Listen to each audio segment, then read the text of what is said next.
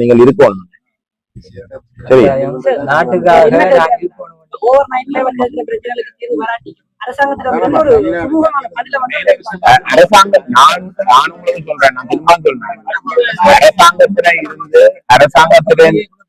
அரசாங்கம் அரசாங்கத்துல இருந்து வாரதுக்கு ஒரு கணிசமான ஒரு வேலை நடக்கும். அரசாங்கம் இப்ப நாங்கள் கேட்டதுக்கு ஏழாண்டு சொல்லிட்டு அடியோட நிராகரிக்கிறது. சரிதானே?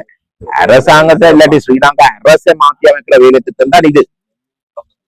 சொல்றேன், இன்றைக்கு ஸ்ரீலங்கா அரசு இதுக்கு நேர்மாறாகத்தான் நேர்மாறா.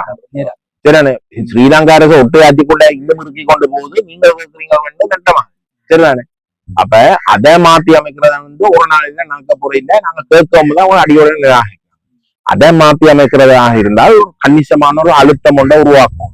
சரிதானே? அந்த அழுத்தம் உருவாக்குறதுக்கு தனியா அரசியல் கட்சிகள் மட்டும் இல்ல, ஒட்டுமொத்த இனமும் அணிதிரட வேணும்.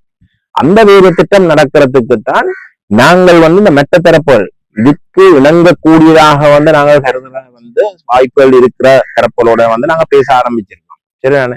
அண்ண கேட்கிற சண்டை போராட்டம் தான் இடைநிறுத்தராக இல்லாட்டி கைவிடுறதாக இருந்தால் ஆக குறைஞ்ச இந்த முயற்சி, ஆரம்ப முயற்சிக்கு ஒத்துழைக்கக்கூடிய தரப்புகள் மெட்ட தரப்புகளாவது அதற்கு அந்த வாக்குறுதி கொடுத்தால்தான் அது நியாயமான கோரிக்கை. அது நாங்க கொடுத்துட்டோம் வாக்குறுதியை.